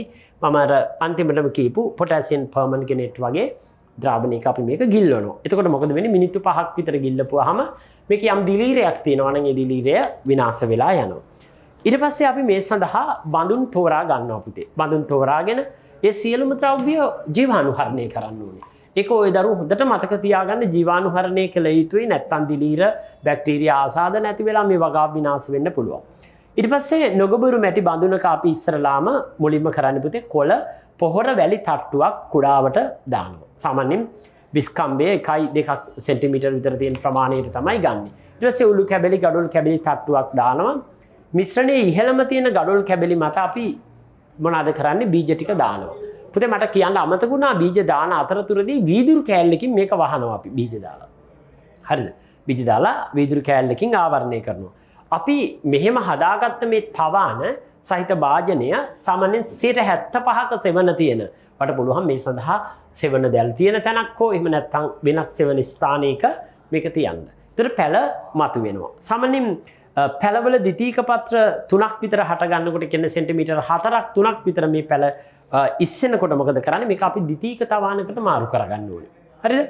එතකොට ද්විතීක තවාන් හදනකොට පුතේ ඒකට දාන්න ඕනේ කොහොබක් දාන්න ඕනේ, වැලි දාන්න ඕනේ, දිරු කොළරොඩු එකට එක අනුපාතයට හදා ගන්න ඕනේ. හදාගෙන පැල සිටවන්න ඕනේ. ඉතින් ඒ අපි බීජ මගින් සිටවන පැල ප්‍රචාරණය කරන ආකාරය. මේක ගැන තවත් ඔයාලට වැඩිදුර විස්තර කතා කරන්න ඕන නම් මේ රචනා අපි මේ tuition.lk කියන මේ වෙබ් අඩවියේදී මේ විදිහට වීඩියෝ තාක්ෂණයෙන් ඉගෙන ගන්නවා වගේම ඔයාලට මම කියන්නේ ගුරුවත් පොතේ ප්‍රායෝගික පරීක්ෂණ 2013 පොතෙත් මේක විස්තර කරලා තියෙනවා. ඒ ටිකත් ඔයා බලන්න මේකත් එක්ක. එතකොට තමයි අපිට අපේ එක්සෑම් එක සාර්ථක කරගන්න පුළුවන් වෙන්නේ දරුවෝ. එහෙනම් අපි ඊළඟට බලමු කඳ කැබලි මගින් ප්‍රචාරණය කරන්නේ කොහොමද? ඇත්තටම මේ සඳහා අපි පරිණත ඇන්තූරියම් පැලයක් තෝරගන්න ඕනේ. ඒකෙදින් සාමාන්‍යයෙන් පරිණත ඇන්තූරියම් පැලයක ඉහළට වැඩුණු කඳේ අංකුර 2ක් 3ක් පමණ තියෙන කොටසක් තමයි අපි කපලා ගන්න ඕනේ. හරිද? ඊට පස්සේ අපි කපාගත්ත දෙකලවර දිලීරනාශකයක ආලේප කරලා අර අපි ඉස්සලා කිව්වා වගේ කොම්පෝස්, කොහොබත්, දිරාගී කොළ වගේ දේවල් අරගෙන ඒවා එකට එක අනුපාතයට මිශ්‍ර කරනවා. ඊට පස්සේ කඳ කැබැල්ල වැහි යන පරිදි තිරස් අතට යට කරනවා. ඊට පස්සේ අර කැබලි වලින් හට ගන්නා පැලවල රතු පැහැයේ සිට කොළ පැහැයට වූ පසු මුල් සමග කඳින් කපා වෙන් කර නැවත ද්විතීක තවානක ගන්නවා. ඒ කඳ කැබලි මගින්. ඉතින් කඳ කැබලි මගින් එච්චර ලොකු ප්‍රචාරණයක් කරනවා අපි දැකලා නැහැ. වැඩිපුරම කරන්නේ මොරෙයියන් මගින් නේ. ඒතකොට දැන් බීජ මගින් කරා, කඳ කැබලි මගින් කරා, මොරෙයියන් මගින්. කඳේ ප්‍රධාන කඳේ හට ගන්න මොරෙයියෝ. හරිද? සුසු තත්වයට අපි දන්නවා පත් වුනහම මෙන්න මේ විදිහට මේගොල්ලෝ අපිට ප්‍රචාරණය කරගන්න පුළුවන්. ඒකට අපි මොරෙයියන් ටික පාසුවෙන් කපලා වෙන් කරනවා. ඊට පස්සේ පැලේ මුල් සහිත කැපුම් කෙලවර දිලීරනාශකයක ගිල්වා තමයි ද්විතීක තවාන්නේ දාන්නේ. ඇයි පුතේ එහෙම කරන්නේ? එහෙම කරේ නැත්නම් දිලීර ආසාදන තවත් තැනකට යන්න පුළුවන්. ඒ නිසා ඒක පිළිබඳ දැඩි ලෙස සැලකිලිමත් වෙමින් ඔයා මේක මතක තියාගන්න. ඒකට දැන් උඩවැඩියා ප්‍රචාරණය කරන්නේ අපිට ඩෙන්ඩ්‍රෝබියන් වගේ දේවල් ප්‍රචාරණය කරනකොට මේක ප්‍රචාරණය කරනවා බෙදීම කියන ක්‍රියාවලිය මගින්. ඒ කියන්නේ බඳුනේ තියෙනවා සාමාන්‍ය ව්‍යාජ බල්බ කියන්නේ පැහැදිලිවම මේ වෙන් කරගන්න පුළුවන් කොටස් තියෙනවා. මේවා කඩනවා පුතේ කඩාගෙන ව්‍යාජ බල්බ අඟුරු කැබලි, ගඩොල් උළු කැබලි, පරණ පොල්ලෙලි කැබලි මාධ්‍යයක් සහිත බඳුන් වල හිටවන්න පුළුවන්. ඊට පස්සේ මේ මෙහාගෙම තියෙන ව්‍යාජ අංකුර. මේකට මම ඔයාලට උදාහරණයක් කියන්නම් 13 වෙනි වසර පැට්‍රිකල් පොතේ තියෙනවා මේ ශාක ප්‍රචාරණයේ මේ මල්වල ඒ කොටස ඔයා බලන්න. එතකොට ඔයාලට මේක ගොඩක් තහවුරු වෙයි. මේකේ තියෙන පැරණි ව්‍යාජ බල්බ වල ඉහළ කෙළවරේ තියෙන අංකුර වැඩිුණෙන් පස්සේ ගලවලා හිටවනවා. ඊට පස්සේ දැන් වැන්ඩ්‍රා වගේ එකක් ගත්තොත් ඒකේ තියෙන අග්‍රස්ත කඳ කැබලි කපලා හිටවන්න පුළුවන්. එතකොට අග්‍රස්ත කඳ කැබලි වල තියෙන අපතේ වායව මුල්, ඒ වායව මුල් එක කපලා අපිට හිටවන්න පුළුවන්. මෙන්න මේ ආකාරයට ශාක ප්‍රචාරණය කරන්න පුළුවන්. ඇතරම රෝස වගේ එකක් ප්‍රචාරණය කරනකොට අපි දන්නවා රෝස ශාක ප්‍රචාරණය කරනකොට අපිට දඬු කැබලි අවශ්‍යයි. නේද පුතේ? අපි ඒ සඳහා පාවිච්චි කරන දඬු කැබලි. දැන් ඔයාට මතකයි ශාක ප්‍රචාරණයේදී අපි දඬු කැබලි වර්ග 3ක් ඉගෙන ගත්තනේ දරුවෝ. එකක් තමයි මොකද්ද? ලා දඬු. හරිද? පළවෙනි එක තමයි ලා දඬු. මට මතකයි මේක. අපි දෙවෙනි ශාක ප්‍රචාරණය සඳහා ලබාගත් දඬු කැබැල්ල මොකද්ද? අඩ දල දඬු. මොකද්ද පාවිච්චි කරන්නේ? අඩ දල දඬු. මට මතකයි මේක. තුන්වෙනි වර්ගයේ විදිහට පුතේ අපි පාවිච්චි කරේ මොකද්ද? තුන්වෙනි වර්ගයේ විදිහට අපිට ඉගෙන ගන්න තිබ්බේ ලා දඬු, අඩ දල දඬු, ඊට පස්සේ මොකද්ද? ඊළඟ වර්ගය. හොඳටම මෝරලා තියෙන දල දඬු. දල දඬු. ඔන්න ওই විදිහට වර්ග තුනක් ගන්නවා. ඉතින් අපි දන්නවා පැහැදිලිවම රෝස වගේ දෙයක් ප්‍රචාරය කරනකොට පුතේ අපි ඒ සඳහා තෝරාගන්නේ අඩ දල දඬු. ඔබට මතක ඇති මේ සඳහා අපි ගන්නකොට සාකාත්ත තෝරාගත්තා මේ විදිහට. ඒ සාකාත්තේ කැපුම වට මතක ඇති. අංශක 45ක ආනතව තමයි කපන්න ඕනේ. මුල් ඇදීමේ ශ්‍රේෂ්ඨඵලය වැඩි කරන්න. ඉහළ කොටස මේ විදිහට කපන්න ඕනේ පැතලිය. ඒ වගේම ශාක පත්‍ර තියෙනවා නම් වැඩිමනත් ශාක පත්‍ර ඉවත් කරන්න. තියෙන ශාක පත්‍රවල අඩක් කපලා තියන්න. ඇයි එහෙම කරන්නේ? අඩක් කපන්නේ මොකටද? උස්වේදනය මගින් සිදුවෙන ජලහානිය අවම කරන්න. එතකොට අඩක් කපලා තියන්නේ මොකටද? සහක මුල් අද්දව ගන්නකම් ප්‍රභා සංශ්ලේෂණ ක්‍රියාවලිය සඳහා උදව් වෙන්න. එතකොට මෙහෙම හදාගත්ත එකට අපි මතු පිටපස් වැලි කොම්පෝස්ට් වගේ මාධ්‍ය එකට එක අනුපාතයක් අරගෙන ඒ එකට එක අනුපාතය යම් වාජනයකට පුරවලා අපිට පුළුවන් මේ විදිහට පැලේ හිටවන්න. ඒ වගේම මුල් ඇදීම වේගවත් කිරීම සඳහා අපිට මේ සඳහා භාවිතා කරන්න පුළුවන් මොකක්ද? මේ සඳහා අපිට භාවිතා කරන්න පුළුවන් සූර්ය ප්‍රචාරක ව්‍යුහයක්, සරල සූර්ය ප්‍රචාරක ව්‍යුහයක්. මේ සඳහා අපි පොලිතින් උරයක් අරගෙන සාකච්ඡයේ ස්පර්ශ නොවන පරිදි මෙහෙම සරල ප්‍රචාරක ව්‍යුහයක් හදන්න. මේක ඇතුලේ තියෙනවා අධික උෂ්ණත්වය. මේ ඇතුලේ තියෙනවා අධික උෂ්ණත්වය. ඒ වගේම මේ ඇතුලේ තියෙන අධික ආර්ද්‍රතාවය නිසා මුල් ඇදීම උච්ඡේදනය වෙලා ඉක්මනට මුල් ඇදීමක් පුතේ මේකේ සිද්ධ වෙනවා. අන්න ඒ කතාව ඔයා මතක තියාගන්න ඕනේ. ඒක වට ගොඩාක් වැදගත් වෙයි. එතකොට රෝසාතු කැබලි මගින් ප්‍රචාරණය සිද්ධ කරනකොට පරිණත රෝසාතු සිටුවීම සඳහා තෝරාගෙන මව් ශාකයෙන් වෙන් කර ගන්නවා. එතකොට හැම වෙලේම අපි ගන්න අඩ දල දඬුවට තෝරා ගැනීම වැදගත්. සාමාන්‍යයෙන් අතුවල දිග සෙන්ටිමීටර් 2ක් පමණ වන්තුරු කෙලවර ආනතවද ඉහළ කෙලවර තිරස්සුදු තියෙන ආකාරයට කපන්න මම වාට මේ රූප රාමුව තුලදී පෙන්නලා තියෙනවා. ඊට අමතරව අපි සිටුවන කොටසේ පැහැදිලිව මතක තියාගන්න ඕනේ පුතේ හෝමෝන ආලේප කිරීමක් කරන්න ඕනේ. ඒක අපිට ගොඩාක් වැදගත් වෙනවා හෝමෝන ආලේප කිරීම. අන්න ඒ කොටසත් මතක තියාගන්න. ඊළඟට සූර්ය ප්‍රචාරක ව්‍යුහ තුල බඳුන් තුල සිට වෙලා ඉක්මනට මුල් අද්දවා ගැනීම අපිට සිද්ධ කරන්න පුළුවන්. තව පුළුවන් පුතේ මේ ශාක ප්‍රචාරණය යටතේ බද්ධ කිරීම. එතකොට ජර්බෙරා ප්‍රචාරණයේදී අපිට පුළුවන් මොරෙයන් වෙන් කිරීම ගැනවත් එක්ක කතා කරන්න. එතකොට මොරෙයන් වෙන් කරගෙන ඒ මූල පද්ධතියත් එක්ක වෙන් කරගෙන අපි අර ඉස්සරලා හැදුවා වගේ ජර්බෙරා වගාවේදී කරන්නේ මතු පිටපස් එකයි කොළ පොහොර එකයි ඒ වගේම වියලි ගොම එකයි වැලි භාගයක් අරගෙන මතු පිටපස් කොටස් 5ක් වගේ අරගෙන එහෙම නැත්නම් අඩප්පිසු 10 වගේ අරගෙන සුදුසු අනුපාතයකට අනුව මේක පැහැදිලිවම ගුරුවත් පුතේ ප්‍රායෝගික පරීක්ෂණ කොටසේ දීලා තියෙනවා. ඒකත් එක්ක පුතේ මිශ්‍රණය හදාගෙන පුරවගෙන තමයි අපි මේ පැලය හිටවන්න ඕනේ. එතකොට ජර්බෙරා කඳෙහි ශාක කඳ ඉතා කෙටි නිසා අග්‍රස්තය හැම වෙලෙම යට නොවන ආකාරයට හිටවන්න වග බලා ගන්න ඕනේ කියන එකත් මම ඔයාලට මතක් කරනවා. එතකොට මේවා තමයි ශාක ප්‍රචාරණ වර්ග. ඊට අමතරව පුතේ අපිට පුළුවන් ෆාම් වර්ග වගේ ප්‍රචාරණය කිරීම ගැන කතා කරන්න. මම නැවතත් මේ ප්‍රශ්නේ වට ගත්තොත් විසිතුරු පත්‍රික ශාක කැපූ මල් උචිත ශිල්ප ක්‍රම භාවිතයෙන් ප්‍රචාරණය කරන්න කියන්නේ. එතකොට අපිට මෙතනදී ෆාම් වර්ග ගැනත් කතා කරන්න වෙනවා විසිතුරු පත්‍ර නිසා. ඉතින් ඇත්තටම ෆාම් වර්ග වැඩිපුරම පුතේ ප්‍රචාරණය කරන්නේ බීජ වලින්. එතකොට ඉදුණු ෆාම් බීජ දින 2ක් විතර ජලයේ පගන්නන්න තියන්න. ඊට පස්සේ පොත්ත ඉවත් කරලා මොකද කරන්නේ? අපි සාමාන්‍යයෙන් සුදුසු පරිදි ඒකට අවශ්‍ය තවානක් හදලා ඒ තවාන තුල හිටවන්න ඕනේ. ඊට අමතරව දඬු කැබලි මගින් විසිතුරු පත්‍රික ශාක අපි පාවිච්චි කරනවා හිටවන්න ඩ්‍රෙසිනා වර්ග, ඒ වගේම ක්‍රෝටන් වර්ග, ඒ වගේම පීකස් වර්ග මේවා සඳහා තෝරා ගන්නකොට සාර්ථකව මුල් අදින දඬු කැබැල්ල සුදුසු එක. අර මම මුලින් කිව්වා වගේ දඬු කැබැල්ල, ලාදළු, ඒ වගේම අර්ධ දල දඬු, එහෙම නැත්නම් නුදු දල දඬු විදියට තෝරා ගැනීම ඉතා වැදගත් වෙනවා.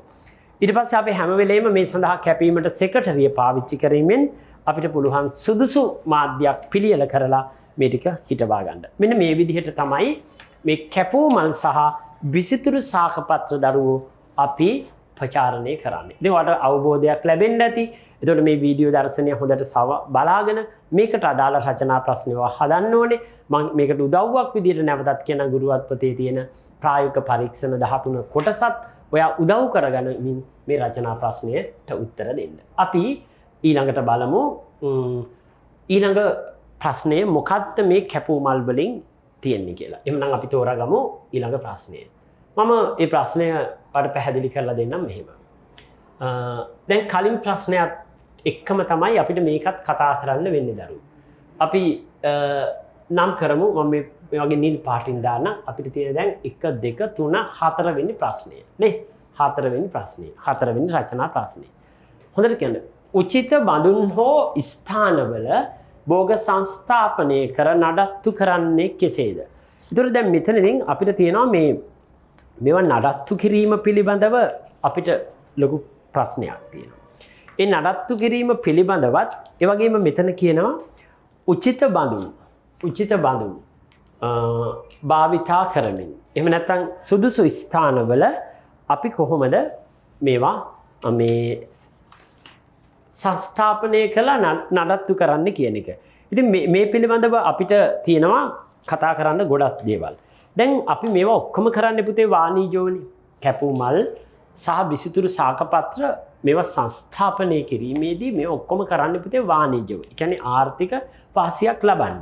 එතකොට අපි අනිවාර්යයෙන්ම මේවා නිසි පරිදි නඩත්තු කරන්න ඕනේ. නේද? ඉතින් ඒ සඳහා අපේ මූලධර්මයේ විදියට අපි මෙතනදී බලාපොරොත්තු වෙන්නේ මොකද්ද? අර කැපූ මල් වලයි විසිතුරු පත්‍රි ශාකවලයි අස්වැන්න සහ ගුණාත්මක භාවය නිරතුරුවම පවත්වා ගන්න ඕනේ. මතකයිනේ? අස්වැන්න ගුණාත්මක භාවය නිරතුරුව පවත්වා ගන්න ඕනේ. ඉතින් ඒකට අපි කරන්නේ මොකද්ද? වායව සහ පාංශු පරිසරයේ ප්‍රසත්තව පවත්වාගෙන යනවා. එතකොට වගාව නිකම්ම නඩත්තු වෙනවා. ඔන්න ඔය මූලධර්මයත් එක්ක තමයි අපිට මේ ප්‍රශ්නෙට පුතේ පිළිතුර දෙන්න වෙන්නේ. එහෙනම් මෙතනදී අපි අවශ්‍ය උපකරණ ටිකක් හොයාගන්න ඕනේ මේකට. මේකට ඕනේ අපිට නිරෝගී පැල ඕනේ. කැපූ මල් ලබා ගැනීමට නම් පැහැදිලිවම නිරෝගී පැල අවශ්‍යයි. දෙවෙනි එක තමයි බඳුන් රෝපණ මාධ්‍ය සඳහා ඕන දේවල් ටික ගන්නවා. දැන් අපි බඳුන් රෝපණ මාධ්‍ය විදිහට ගන්නකොට වැලි ගන්න පුළුවන්, කොම්පෝස්ට් ගන්න පුළුවන්, ගොම ගන්න පුළුවන්. ඊට අමතරව කොහුබත් තියෙනවා, අඩක් පිලිස්සු 10ක් තියෙනවා, දි รา පත් වූ කොළ රොඩු, පොල් එලි වගේ දේවල් පුතේ මේකට අපි ගන්න පුළුවන්. ඉතා වැදගත් මේක.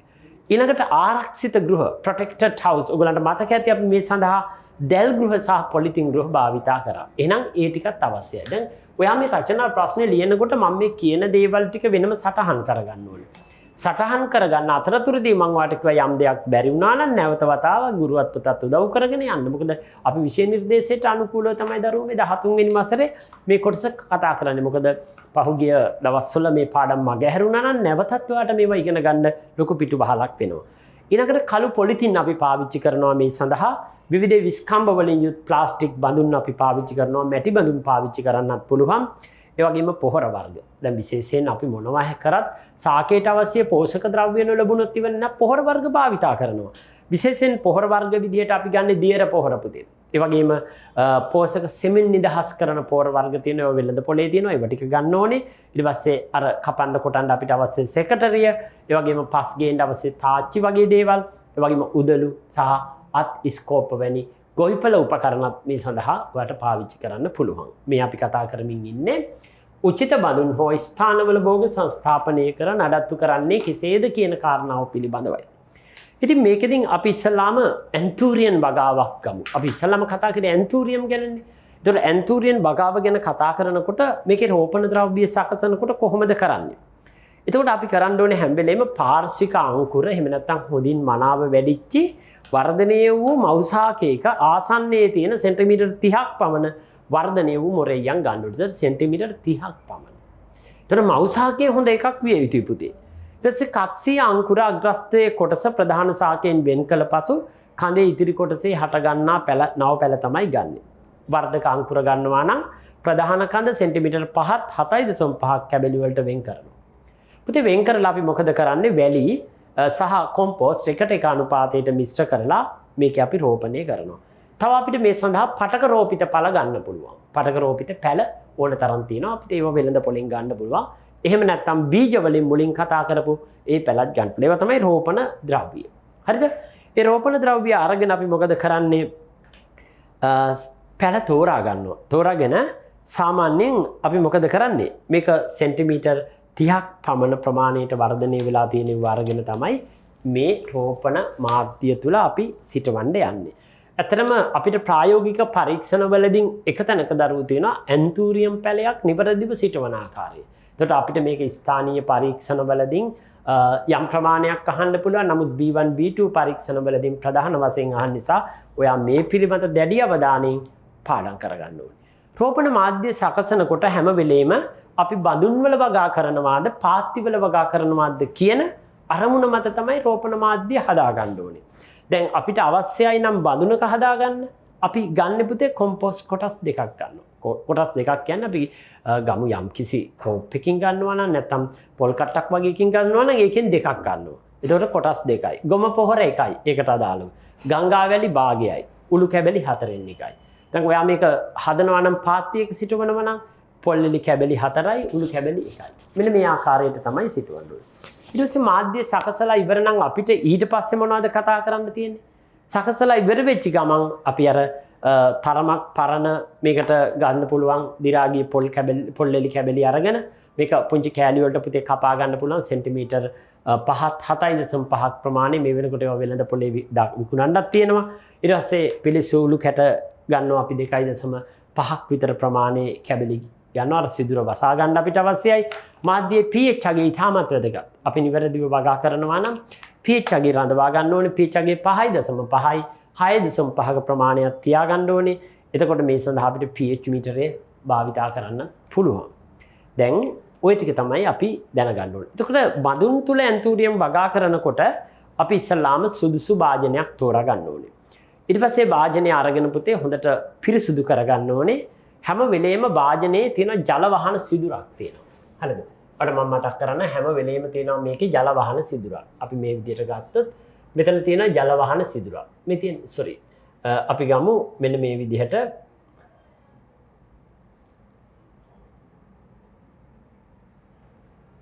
මේකේ මෙන්න මේ කොටසේ අපි ගමු ජල වහන සිදුරක් මේ හරිය තියෙනවා. එතකොට ජල වහන සිදුරක් තියෙනවා. ඒ ජල වහන සිදුර අපි හැම වෙලෙම මොකද කරන්නේ? ඒ කොටස අපි ආරක්ෂා කරගන්න ඕනේ ජල වහන සිදුර. ඒ ආරක්ෂා කරගත්තේ නැත්නම් පුතේ මොකද වෙන්නේ? මෙතන වතුර හිර වෙලා මේ කොටස මේ පොල් කුණු වෙන්න පුළුවන්. ඊළඟට නැවත භාවිතා කරන බඳුනක් නම් මම කිව්වා සෝදා ගන්න කියලා. ඊට පස්සේ ජල වහන සිදුර ආරක්ෂා වෙන පරිදි වක්‍ර උළු කැබැල්ලක් මෙතන තියන්න ඕනේ.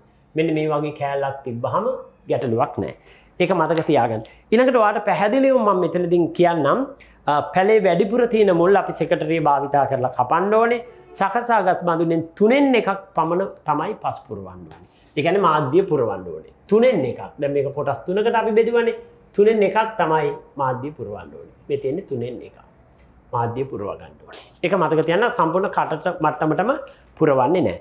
පැලේ බඳුනේ මැදයේ නිවැරදිව ස්ථානගත කරන්න පුළුවන් අපිට. එතකොට මේ හරිය අපිට පුළුවන් මේ විදිහට ඇන්තූරියම් පැලේ හිටවන්න. හරිද? ඒකට මතක තියාගන්න මේ ටිකම හිස් වෙන්න ඕනේ. ඊළඟට මේකත් එක්ක අපිට තවත් තියෙනවා පුතේ කතා කරන්න දේවල්. දැන් පුළුවන් නම් අපි මේකට මේ අවස්ථාවේ දානවා මොකද්ද? ස්ලෝ රිලීස් ෆර්ටිලයිසර් වර්ගයක්. ඒ කියන්නේ අපිට පුළුවන් මේ සඳහා හෝමෝන වර්ග පාවිච්චි කරන්න පුළුවන්. ඒ වගේම දෙලීරනාශක පාවිච්චි කරන්න පුළුවන්. ඒ වගේ දේකුත් එකතු කරගත්තොත් වඩා හොඳයි. ඊට පස්සේ පැලේ ක්‍රමක්‍රමයෙන් වර්ධනය වෙනකොට අපි මොකද කරන්නේ? ටික ටික මේ මාධ්‍ය පුරවන්න පටන් ගන්නවා. හරිද? පැලේ වර්ධනය වෙනකොට තමයි අපි මේ මාධ්‍ය පුරවන්නේ. කොහොම නමුත් බඳුනේ ඉහළ ධාරයට සෙන්ටිමීටර් 2ක් 5ක් පමණ තිබෙදී මාධ්‍ය පිරවීම නවත්තන්න ඕනේ. කොච්චරද? 2ක් 5ක් විතර සෙන්ටිමීටර් තියෙදී. ඒකට හේතුව තමයි පොහොර වර්ෂා කාලයේදී ඉවත් වෙලා යන්න පුළුවන්. දැන් ඔයා ඇන්තූරියම් පැලයක් සිටුවීම අපි වෙනම රචනා ප්‍රශ්න වලින් කතා කරන්න තියෙනවා. නමුත් මේකෙදින් අපි ඉගෙන ගන්න ඕනේ. ඒතර පැල අපිට මතකයි පාත්තිවල සිටවනකොට හැම වෙලේම පාත්තිය ඇතුළත අර ජලය ගෙනියන්න PVC නල සම්බන්ධ කරගන්න ඕනේ. එතකොට තනි පැලලි සිටවනකොට පරතරයේ සෙන්ටිමීටර් 30ක් තියාගන්න ඕනේ. මේ ආකාරයට තමයි පුතේ අපි ප්‍රශ්නයට අපි පිළිතුරු දෙන්නේ. එහෙනම් ඔයාලට මතක ඇති කැපූ මල් වලදී අපි උචිත බඳුන් හෝ ස්ථානවල සංස්ථාපනය කිරීමේ නඩත්තු කිරීම කොහොමද කරන්න කියන එක මම ඔයාලට ඉතා පැහැදිලිවම මේ ප්‍රශ්නේදී කියලා දුන්නා. අපි ඊළඟ කොටසට යමු. ඊළඟට තියෙන ඔයාලට ප්‍රශ්නේ තමයි ප්‍රශ්න අංක 5. ප්‍රශ්න අංක 5 කැපූ මල් වල අස්වනු නෙලීම සඳහා උචිත ශිල්ප ක්‍රම මොනවාදයි දක්වා ඒවා විස්තර කරන්න. දැන් අපි මේ විදිහට වගාව ගැන කතා කරනවා නේ. වගාව ගැන කතා කරා. එතකොට නඩත්තු කිරීම ගැන අපිට කතා කරන්න තියෙනවා නේ. ඉතින් මේ විදිහට එක එක කොටස් කතා කරන අතරතුරදී දැන් අස්වනු නෙලීම ඒ කියන්නේ කැපූ මල් වල අස්වනු නෙලීමට උචිත ශිල්ප ක්‍රම මොනවාද කියලා වගේ අහනවා භාවිතා කරන. ඇත්තටම නිවැරදි අස්වනු නෙලීම සඳහා අපිට කැපූ මල් වල තියෙන ක්‍රමවේදයක්. මේක ගොඩක් වෙලාවට අපේ MCQ ප්‍රශ්නවලදී වගේම ව්‍යුහගත ප්‍රශ්නවලදී අපිට වැදගත් වෙනවා. අපි කැපූමල් සහ විසිතුරු මේ පත්‍ර අපි වෙළඳපොළට ඉදිරිපත් කරන්න කලින් මේවා අපි වෙනම වෙන් කරගන්න ඕනේ.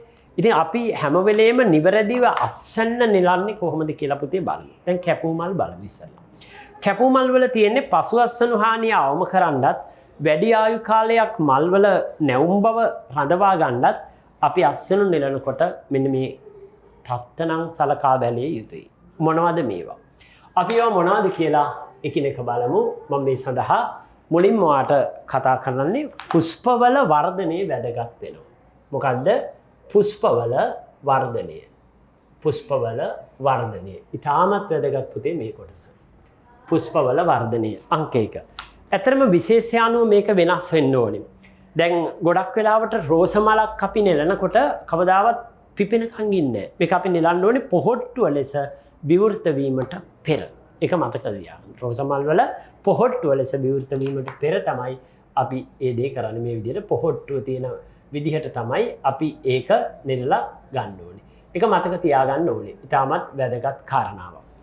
දෙවෙනි එක තමයි බාහිර පෙනුම අපිට වැදගත් වෙනවා. හරිද? දැන් අපි ප්‍රශ්නෙත් එක්ක හැම වෙලේම යන්න මොකද මම දරුවන්ට කියන්නේ ප්‍රශ්නේ අපිට වැදගත්. කැපූමල් වල අස්වැනු නෙලීම සඳහා භාවිතා කරන ශිල්ප ක්‍රමනේ. ඒතකොට ශිල්ප ක්‍රමයට තමයි අපි මේ කතා කරන්නේ.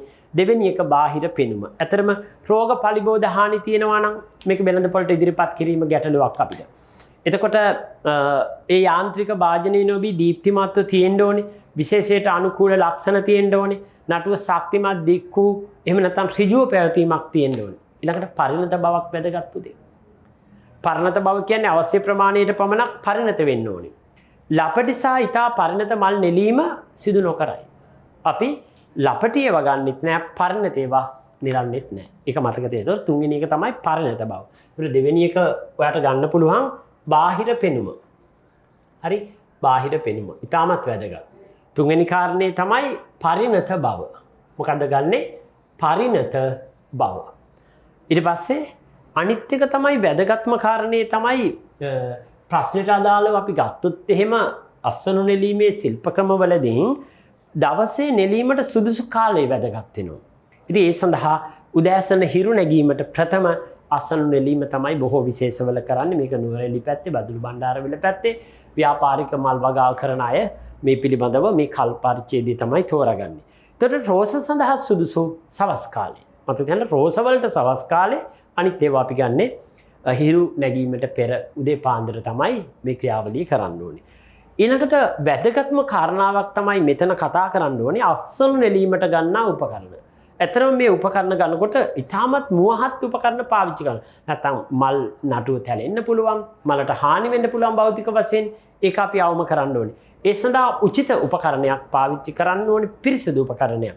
උදාහරණ තමයි සෙකටරියක් සහ මුවහත් පිහක් භාවිතා කිරීම වැදගත්. කාලගුණික තත්ත්ව ගැන කතා කරනකොට අපි කවදාවත් කාලගුණික තත්ත්ව මගහැරලා තමයි අහිතකර මේ දේ කරන්න ඕනේ. වර්ෂා අධික හෝ අධික උෂ්ණත්වයේ පවතින වෙලාවක අපි අස්වැන්නු නෙලන්න යන්නේ නැහැ. ඒ සඳහා සුදුසු නැයි කියන කතාව මතක තියාගන්න. එහෙනම් ඔන්න ඔය ආකාරයට තමයි පිටේ අස්වැනු නෙලීම සඳහා උචිත ශිල්ප ක්‍රම භාවිතා කරන්නේ. ඉතින් ඔයාට මම පැහැදිලිව කියලා දෙන්නම්. දැන් ඇන්තූරියම් ශාකය, ඒ වගේම උඩවැඩියා ශාකය, ඒ වගේම රෝස මල, ඒ වගේම ජර්බෙරා වගේ ගත්තාම මේ වාගේ අපිට තියෙනවා දරුවෝ මොකද්ද? මේ මල් වර්ගවල කැපීමට සුසු අවස්ථාවක් තියෙනවා. දැන් ඇන්තූරියම් නම් මැද චදසුකිය කියන එක ඔයගොල්ලෝ දන්නවනේ. ඒ චදසුකිය 3න් 2ක් පමණ මෝරන්න ඕනේ. ඒ කියන්නේ නටුව කොළපුවට සවි ස්ථානයේ තද ස්වභාවයක් තියෙන්න ඕනේ. දර කැපීමට සුදුසු එක තමයි මැද චදසුකිය 3න් 2ක් පමණ මෝරලා තියෙන්න ඕනේ. නටුව කොළපුවට සවි වෙලා තියෙන්න ඕනේ. ඒක ඉතාමත් වැදගත් කාරණාවක්. අස්වැනු නෙලීම කරනකොට හැම වෙලේම ඇන්තූරියම් වල මතක තියාගන්න නටුව දිගට තියෙන පරිදි කැපූ විගසම අපි මේක දාන්න ඕනේ කොහටද? ජලයේ. අපි හැම වෙලේම තියුණු ආයුධයක් පාවිච්චි කරන්න ඕනේ කියන එකත් මම ඔයාලට පැහැදිලි කරලා දෙනවා. අපි එහෙනම් ඇන්තූරියම් ගැන කතා කරා. හරිනේ. උඩවැඩියා ගැන කතා කරමු. ඕකිඩ් වර්ග ගැන. සාමාන්‍යයෙන් මල් කිනිත් එක මල් වලින් 3න් 2ක් හෝ 2කින් එකක්වත් පිපිලා තියෙන්න ඕනේ. එතකොට තමයි සුදුසු. ඒ කියන්නේ මුදුනේ තියෙන්න ඕනේ පොහොට්ටු ටික, අනිත් ඒවා 3න් 2ක් හෝ 2කින් එකක් පිපිලා තිබ්බහම ප්‍රමාණවත් වෙනවා. අනිවාර්යෙන් තියුණු පිහියක් භාවිතා කරලා නටුව දිගට පිහිටන පරිදි තියුණු ආයුධයකින් අස්වනු නෙලීම කළ යුතුයි. අපි ඊළඟට රෝසමල් ගත්තොත් එහෙම හැම වෙලේම රෝසමල් වල අස්වනු නෙලන්න ඕනේ පොහට්ටුව විවෘත වීමට ප්‍රථමයි. ඒ කියන්නේ මේකේ නටුව දිගට තියෙන පරිදි තියුණු කැපුම් තලයකින් මේ කොටස කපා ගන්න ඕනේ. ඒක ඔයා පැහැදිලිවම මම කීප අවස්ථාවක්ම ඔයාලට පැහැදිලි කරලා දුන්නා. ඊට පස්සේ අපි ජර්බෙරා ගත්තොත් ගොඩක් ජනප්‍රිය මල් වර්ගයක්. මේකේ පුෂ්ප මංජරියේ වලයන් දෙකක් තියෙනවා පුතේ. එතකොට පුෂ්ප මංජරියේ දෙවන වලය ගන්නකොට ඒකේ මණ්ඩල පුෂ්පිකා මැද තියෙන චූටි පුෂ්පිකා කොටස් පරාගදානි පැහැදිලිව තියෙනකොට තමයි අපි නෙලන්න ඕනේ. එතකොට අපි ලියන්න ඕනේ පුෂ්ප මංජරියේ දෙවන වලයේ මණ්ඩල පුෂ්පිකාවල පරාගදානි පැහැදිලිව තියෙනකොට තමයි අපි අස්වැන්න නෙලන්න ඕනේ. ඊට පස්සේ නටුව නොකපා නටුවේ පාදස්යෙන් තමයි නටුව නමලා ඇදලා ගලවන්න ඕනේ. එතකොට නටුව කපන්නේ. පාදස්යෙන් නමලා ඇදලා ගලවන්න ඕනේ. ඊට පස්සේ නටුවේ සෙන්ටිමීටර් 2ක් 4ක් විතර කොටසක් කපා ජල බඳුනක දාන්න ඕනේ. ඉතින් ඔයාලට මතක ඇති පුතේ මෙන්න මේ ප්‍රශ්නෙට අදාළව අපි කැපූ මල් වලට උත්තර දෙනකොට මෙන්න මේ ආකාරයට ওই ප්‍රශ්න වලට අපිට උත්තර දෙන්න පුළුවන්. දැන් මේකේ දැන් ප්‍රශ්නේ තියෙනවානේ අස්වනු නෙලීම සඳහා උචිත ශිල්ප ක්‍රම මොනවාදයි දක්වා විස්තර කරන්න කියලා. එතකොට ඔන්න ওই ටික අපි පැහැදිලිව ලියන්න ඕනේ. ඇත්තටම විසිතුරු පත්‍රික සාකවල අස්වනු නෙලීමත් අපිට ගොඩක් වැදගත් මේ ප්‍රශ්නේදී. ඒ සඳහා අපි මොනවද කරන්නේ? දැන් විසිතුරු පත්‍රික සාකවල නෙලීමේදී ඒකේ ගුණාත්මක තත්ත්වයේ වැදගත්නේ විදේශ වෙළඳපොළට යවනකොට. දැන් කෙන් ෆාම් වගේ එකක් ගන්නවා නම් පත්‍රයේ කොටස සෙන්ටිමීටර් 55ක් 110ක් දක්වා සහ නටුව සෙන්ටිමීටර් 10කට වඩා වැඩි නිරෝගී දීප්තිමත් පත්‍ර තමයි අපි මේ සඳහා තෝරාගන්නේ. ක්වීන් ෆාම් කියන ගත්තොත් ඒකේ තියෙන පත්‍ර තලයේ සෙන්ටිමීටර් 25ත් 40ත් හැකි තාක් නටුව දිග ඇති පත්‍ර තෝරා ගන්න ඕනේ. ඊට පස්සේ ඩ්‍රෙසිනා මෙන්ජියානා කියන වර්ගය ගන්නකොට සෙන්ටිමීටර් 5කට වැඩි දිග සහ කඩිර සහිත පළදෙන වූ පත්‍ර ගන්න ඕනේ. ඒ වගේම සන් ඔෆ් ඉන්දියා කියන වර්ගය ගන්නකොට අග්‍රස්තයේ සිට සෙන්ටිමීටර් 45කට වැඩි ඍජු කඩක් සහිත නිරෝගී අග්‍රස්ත කොටස් ගන්න ඕනේ. කැලතියා වර්ග ගන්නකොට සෙන්ටිමීටර් 50ට වැඩි විශාල නිරෝගී පත්‍ර අඩුම ගානේ 2ක් 3ක්වත් ඔයගොල්ලෝ පාඩම් කරගන්න. මේවා නිදසුන් සහිතව ලියන්න අපිට පුතේ මතක තියාගන්න ඕනේ. ඔන්න ඔය ආකාරයට තමයි පුතේ අපි පළවෙනි පාඩම. ඒ කියන්නේ අද අපි දවසේ සාකච්ඡා කරපු කතා කරපු විසිතුරු මල් එහෙම නැත්නම් අපි විසිතුරු සාක උද්‍යාන විද්‍යාවට අදාළ කොටස් ටිකේ රචනා ප්‍රශ්න. ඉතින් මම හිතනවා මේ රචනා ප්‍රශ්න ඉතාමත්ම ගුණාත්මකව පුතේ අපි ඔයගොල්ලන්ට පැහැදිලි කරාම ඔයා ගුරුවත් පොත උදව් කරගෙන ඔයා නැවතත් මේ රචනා ටික මේ වීඩියෝ දර්ශනයේ අපි කියලා දීපු දේවල් අහගෙන ලියන්න. එතකොට හැම වෙලාවකම නිර්වචනය ලියන්න. කීවර්ඩ් එක ලියන්න. ඒකට ලකුණු 5ක් හෝ 6ක් හිමි වෙනවා කියන එකත් මතක් කරමින් මම මේ කොටස අවසන් කරනවා. සුබ දවසක්.